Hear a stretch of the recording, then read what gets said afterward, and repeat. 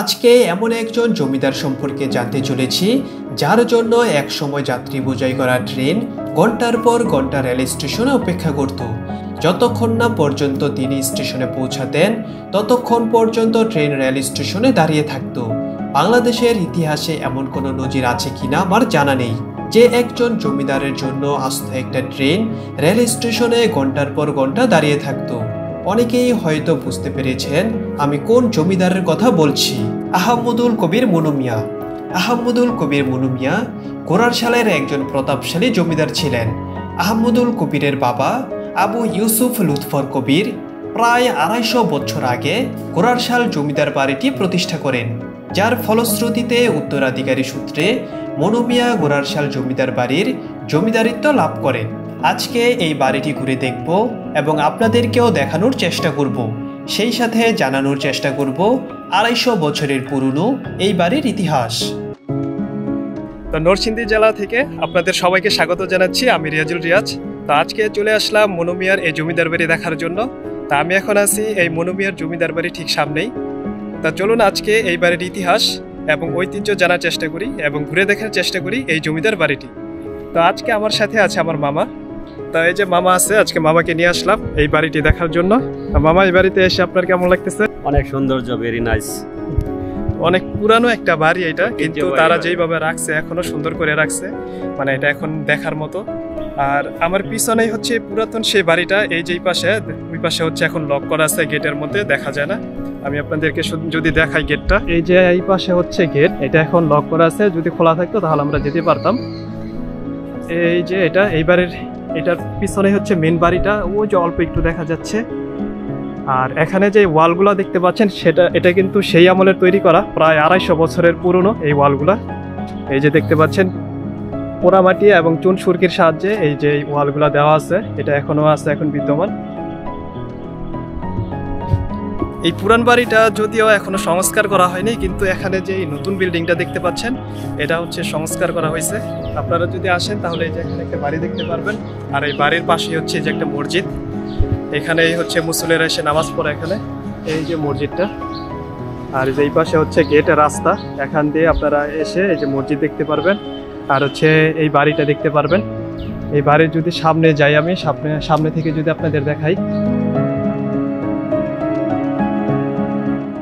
এই যে এখনো দেখা যাচ্ছে উপরে তার দিয়ে হচ্ছে সিলিং করা হয়েছে, ছাদ দেওয়া হয়েছিল। আর এই হচ্ছে বাড়ি, এখান দিয়ে হচ্ছে ভিতরে যাইতে হয়, এটাই হচ্ছে ভিতরে যাওয়ার গেট। আর এখন হচ্ছে যে মানুষ নামাজ পড়তেছে। মনু মিয়া জমিদার বাড়ি। মনু মিয়া জমিদার বাড়িটি নান্দনিক সৌন্দর্য ঘেরা, প্রায় ১০ একর জায়গা জুড়ে সুন্দর কারুকাজ করা ৩টি বাড়ি নিয়ে গঠিত। অসংখ্য ফুল ও ফলের গাছে ঘেরা বাড়িটির প্রধান ২টি ভবন, কাচারিঘর, নায়েব সাহেবের বাড়ি, দিঘি, মসজিদ, মাঠ, ২টি পুকুর রয়েছে এইখানে। গাছপালা ঘেরা পরিবেশ আর বাড়ির সৌন্দর্য দেখতে প্রতিদিনই এখানে পর্যটকদের ভিড় লেগেই থাকে। তবে জমিদার বাড়িতে প্রবেশ করে ছবি তুলতে হলে কেয়ারটেকার কিংবা বাড়ির মালিকের কাছ থেকে অনুমতি নিতে হবে। বড়ই লাগা পায়রা নিতেন, টক বড়ই কেমন লাগে বাবা? অনেক বিউটি। জমিদার বাড়ির বড়ই খাইতেছেন? জমিদার বাড়ির বড়ই খাও। বড়ই তো হেভি টেস্ট, অনেক মজা। টক বেশি নাকি? টক কিন্তু টেস্ট আছে। বড়ইটা অন্যরকম একটা স্বাদ।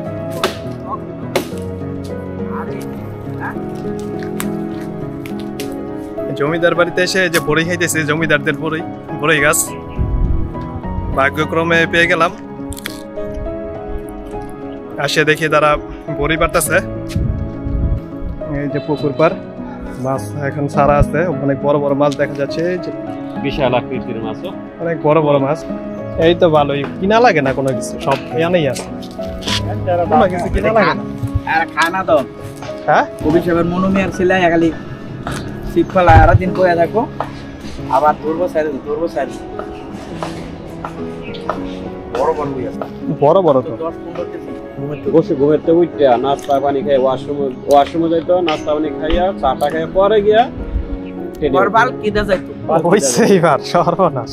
পালকিতে নিয়ে যাইতো তোমাদের। আচ্ছা মামা, এই বাড়ি সম্পর্কে আপনি কি রকমের জানেন, মানে কি জানেন আপনি এই বাড়ি সম্পর্কে, ধারণা কি রকমের আপনার? ধারণা হচ্ছে এই বাড়ির যে একটা ঐতিহ্য মনোমিয়া, উনি ঘোড়াশাল যে স্টেশন, ঘোড়াশাল স্টেশন থেকে যখন ট্রেন আসতো, ট্রেনে আসার সময় ওনাকে একজন লোক এসে খবর দিত। খবর দেওয়ার পর উনি গোসল করতো, ওয়াশরুম সারতো, নাস্তা চা পানি খেয়ে তারপর পালকি দিয়ে ওই স্টেশন চলে যেত। যাওয়ার পরে এই ট্রেন ছাড়তে, মানে তার জন্য অপেক্ষা করতে? তার জন্য অপেক্ষা করতো। আচ্ছা, এত লং টাইম অপেক্ষা করতো। কোথাও মনে হয় বাংলাদেশের আর কোথাও দ্বিতীয় কোনো স্থান এরকম আছে কিনা বলে আমার জানা নেই। অনেক তো এনই তো এই বাড়ি আর রেকর্ড হইছে ভাই, অত এলাকার যত সম্পত্তি সেই বাড়ি রেকর্ড হইছে। ওই বইতে আগো আছিল যে সামনে একটা ঘর আছে পাশে, ওই ঘর। পুরান বাড়িটা আমরা দেখার কোনো সিস্টেম আছে? আবার তো দেখে না যাইতাম। নাই, লোক থাকলে ডাক দিলে দরজা খুলবে। ওই সাইডে লাগানো একবারে আইছিলাম তো এই বাড়িটা দেখালে। এইগুলা তো পরে বানাইছে, এগুলা তো ঘর বানাইছে না, এটা সংস্কার রং টং করছে, রং করছে। আগে ছিল এই ইদারিং বানাইছে। এটা মনে মানে হয় আগে রং করছে। 50-60 বছর বা 100 বছর কাছাকাছি ছিল, হ্যাঁ? মানে এমনিতে ওই যে মিয়ারা যখন আসে তখন আর ভিতরে আর আসা যায় না। আমরা মসজিদ পর্যন্ত এসে দেখা যাওয়া যায়। এই সাইডের বাড়িগুলা সুন্দর আছে।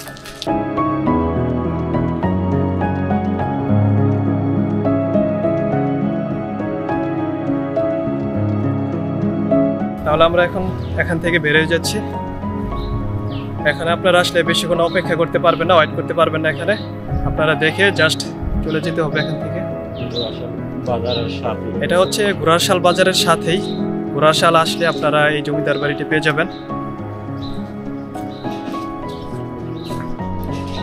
এই যে চলে আসলাম মেন রাস্তায়। যাইবা নাকি বাজারে?